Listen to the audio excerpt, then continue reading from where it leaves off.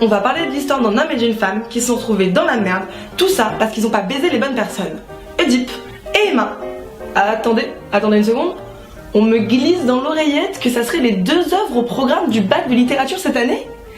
Bref, je m'appelle Oedipe, je suis roi de Thèbes parce que j'ai sauvé la ville du Sphinx.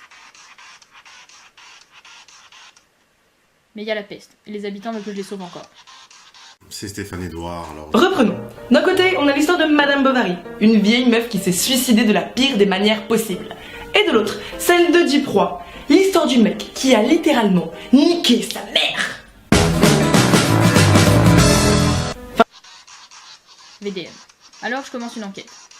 Une légende urbaine dit qu'il faut trouver l'assassin de Laios pour que la peste se casse. Je suis mal barré. Après une recherche titanesque, j'apprends que Laios est mort tué par un inconnu sur un chemin.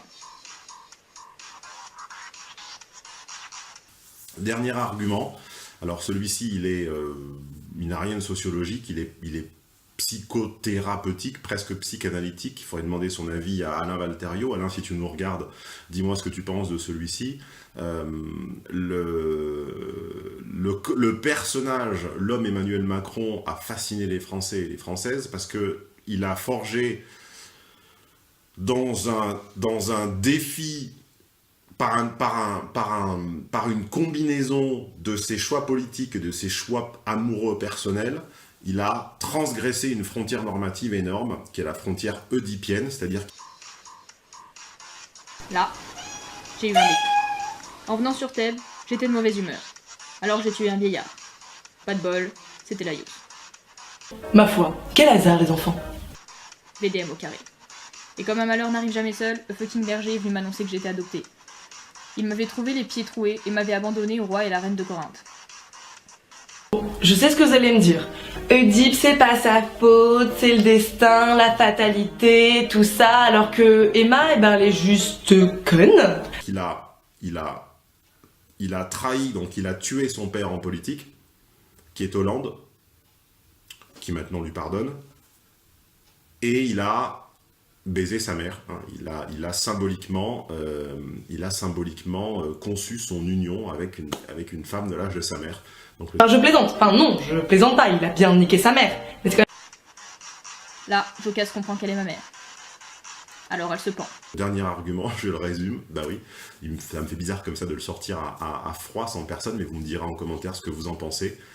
Emmanuel Macron jouer évidemment de puissances qui sont les mêmes à l'œuvre depuis 30 ou 40 ans. Dernière question pour vous départager. Emma a dit préparez-vous, il va falloir taper la réponse sur vos tablettes.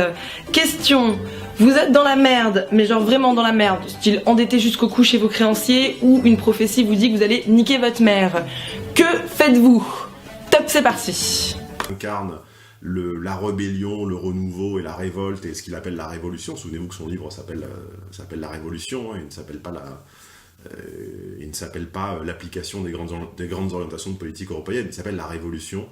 Hein. On se moque des Bovary, mais en vrai, imaginez la vie de famille d'Oedipe. C'est pas vraiment plus glorieux, hein. Oui, c'est vrai, j'ai niqué ma mère.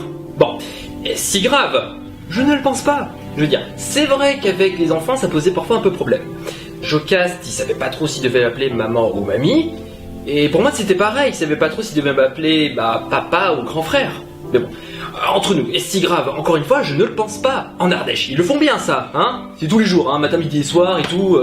Alors pourquoi nous, ça posait problème? Parce que nous sommes rois et reines de Thèbes? Parce qu'on représente la Tessie, tout ça, en Grèce, tout ça? Mais non, je suis pas d'accord. Enfin, les enfants s'en sont très bien sortis.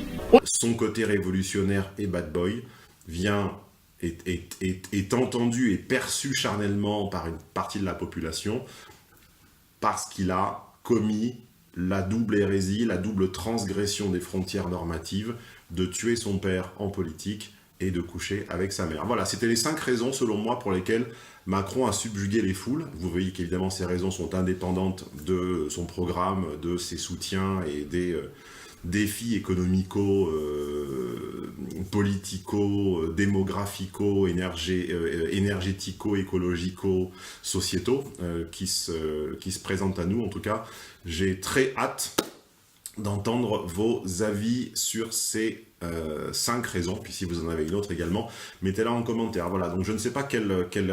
Moi je comprends que l'oracle s'est réalisé. J'en peux plus. Je me crève les yeux. Bref, j'ai tué mon père et j'ai épousé ma mère.